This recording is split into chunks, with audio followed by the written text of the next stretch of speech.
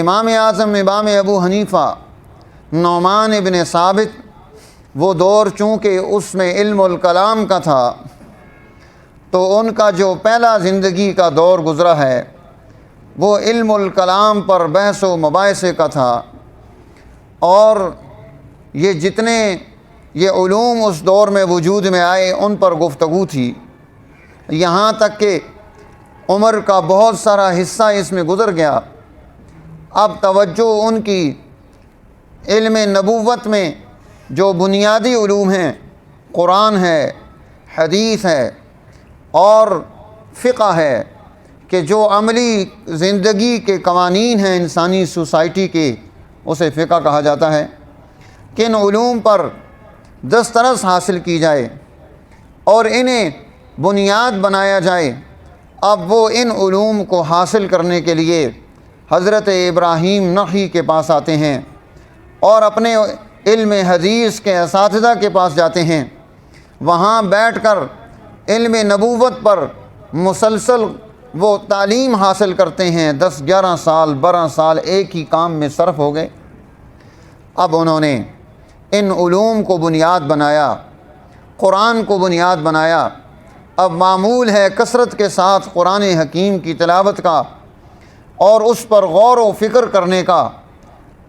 توجہ کے ساتھ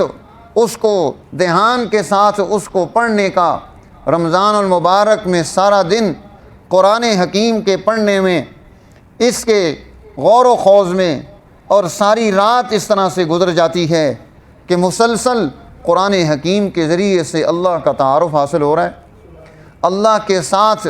ایک لقاء اور ایک محبت وہ قرآن کے ذریعے سے بڑھتی چلی جا رہی ہے۔ یعنی کہ اتنا ان لوگوں میں تعلیم قرآن کا، اس کے پڑھنے کا اتنا شغف تھا کہ آج اگر اس شغف کو بیان کیا جائے تو وہ افسانہ معلوم ہوتا ہے۔ ہم سمجھتے ہیں کہ شاید یہ حقیقت نہیں ہوگی، ویسے ہی ایک بات بنا دی گئی ہوگی محبت میں آ کر کہ وہ اس طرح سے کرتے تھے۔ یعنی ایک قرآن حکیم دن کو ختم کر لینا،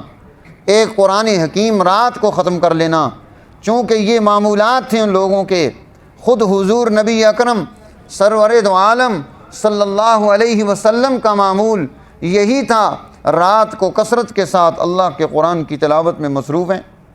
اب جس دن آپ بیمار تھے، بیماری کا اظہار چہرے سے محسوس ہو رہا تھا،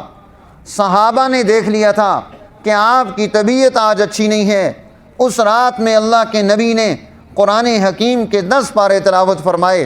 اور 10 پارے تلاوت کر کے کہ قرآن کے ساتھ جس نسبت، جس نیت کے ساتھ قرآن کی طرف توجہ کرو گے، قرآن سے وہیں سے وہی چیز حاصل ہونا شروع ہو جائے گی۔ بیمار اگر شفا کی غرض سے قرآن پڑھنا شروع کر دے تو لا علاج بیماریوں سے بھی نجات اسے حاصل ہو سکتی ہے کہ وہ اس کے ذریعے سے اللہ کا قرب حاصل کر لیتا ہے۔